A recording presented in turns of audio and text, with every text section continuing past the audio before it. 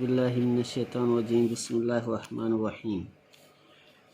अस्सलाम वालेकुम फ्रेंड्स अॼु आउं मेरान एजुकेशन में तव्हां लाइ सिंधी जा MCQs खणी आहियां। सिंधी सब्जेक्ट स्पेशली उहे दोस्त जेके SST जे हवाले सां तयारी करे रहिया आहिनि या HM जे हवाले सां तयारी करे रहिया आहिनि, उहे दोस्त हीअ वीडियो गौर सां ॾिसनि ऐं एंड ताईं ॾिसनि। थी सघे थो सिंधी जा MCQs हिन मां कुझु न कुझु अची वञनि तव्हांजे पेपर में, जेके तव्हां लाइ फ़ाइदेमंद साबित थियनि। इन करे हिन वीडियो खे एंड ताईं ॾिसिजो। अच्छा, लेक्चर जी तरफ़ हलण खां पहिरीं आउं तव्हांखे हिकिड़ी रिक्वेस्ट कंदसि त जिन दोस्तनि मुंहिंजे चैनल खे अञा ताईं सब्सक्राइब न कयो आहे, उहे मुंहिंजे चैनल खे सब्सक्राइब कनि, लाइक कनि, कमेंट्स कनि। तव्हांजा कमेंट्स ई मूंखे जेके आहिनि इंकरेज कंदा त आउं वधि खां वधि सुठी वीडियोस ठाहे सघां। अचो त पाण लेक्चर जी तरफ़ हलूं। क्वेश्चन नंबर 1 आहे क़ुरान शरीफ़ जो नज़म में सिंधी तर्जुमो कंहिं कयो आहे। माना क़ुरान शरीफ़ जो जेको नज़म आहे, नज़म में सिंधी में तर्जुमो कंहिं कयो आहे क़ुरान शरीफ़ जो।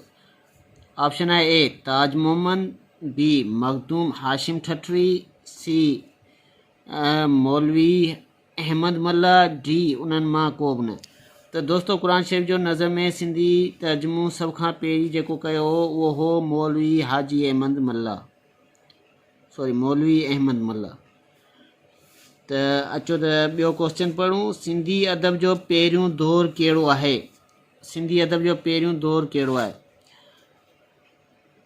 नंबर ए आहे समन जो दौर, नंबर बी आहे मुग़लनि जो दौर, नंबर सी आहे कलोड़नि जो दौर, नंबर डी आहे सूमरनि जो दौर।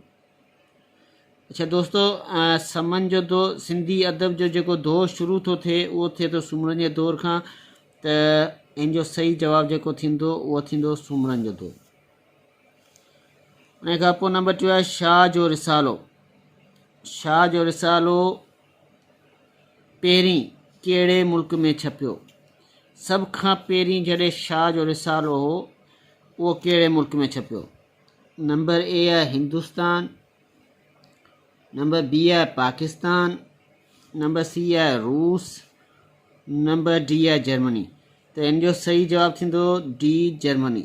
शाह जो रिसालो सभ खां पहिरीं जर्मनी मुल्क में छपियो। उन खां पोइ आहे अंग्रेज़नि जो दौर कॾहिं खां शुरू थियो? ए आहे 1600 खां 1857, बी आहे 1900 खां 1947 ईस्वी, सी आहे 1843 खां 1947, डी आहे 1917 खां 1947।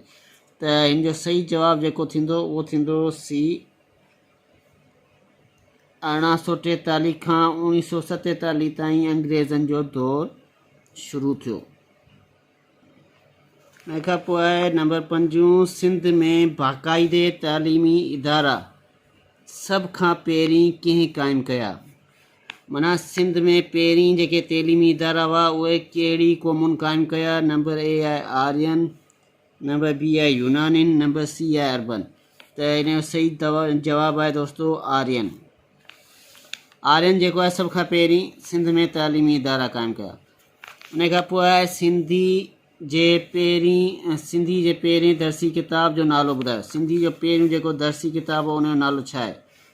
नंबर ए आहे सिंधी ॿाराणो, नंबर बी आहे सिंधी पहिरियों किताब, नंबर सी आहे बाबनामो, नंबर डी आहे किताबनामो। त इन जो सही जवाबु जेको थींदो उहो थींदो सी बाबनामो। सिंधी जो जेको पहिरियों दर्सी किताब हो उनजो नालो हो बाबनामो। उन खां पोइ नंबर 7 आहे सिंध में मज़मून नवेसी जी शुरूआति कहिड़े सन खां थी? अच्छा, सिंध में मज़मून नवेसी जी शुरूआति कहिड़े सन खां थी? 1860, 1861, 1862, 1863। त हिन जो सही जवाबु जेको आहे उहो आहे 1861। 1861 में मज़मून नवेसी जी शुरूआति थी सिंध में। उन खां पोइ आहे सिंधी ॿोली में पहिरियों दर्सी किताब कंहिं लिखियो? सिंधी ॿोली में पहिरियों दर्सी किताब कंहिं लिखियो? ऑप्शन आहिनि मौलाना अबुल हसन, बी आहे कल्याण अडवाणी, सी आहे नंदीराम मीरचंदाणी, डी आहे उन्हनि मां को बि न। त इन जो सही जवाबु थींदो सी नंदीराम मीरचंदाणी। उन खां पोइ आहे सिंध में काफ़ियनि जो बादशाह। काफ़ी जेका हूंदी आहे हिकिड़ो बेत जो क़िस्म हूंदो आहे काफ़ी, सिंध में काफ़ियनि जो बादशाह कंहिंखे चयो वञे थो? शाह अब्दुल लतीफ़ भिटाई, बी आहे सच्चा सहमत, सी आहे हमल फ़कीर, डी आहे मिस्री शाह। त इन जो जेको सही जवाबु थींदो उहो थींदो डी मिस्री शाह। काफ़ियनि जो बादशाह जेको आहे मिस्री शाह खे चयो वञे थो। नंबर 9 आहे सिंधी में मरसिए जो बुनियादु कीअं विधो? मरसियो, नुंहुं, नुंहें जो बुनियादु कीअं विधो? मिर्ज़ा कलीज बेग, मीर अब्दुल हुसैन सांगी, मीर हसन अली, डी आहे सैयद साबित अली शाह। इन जो सही जवाबु थींदो डी सैयद साबित अली शाह। इहो जो लेक्चर मूंखे उमेदु आहे हीअ 10 जेके MCQs आहिनि इहे तमामु इम्पोर्टेंट आहिनि, इहे तव्हांजे जेको आहे पेपर में अची सघनि था। ओके, अल्लाह हाफ़िज़, टेक केयर, थैंक यू।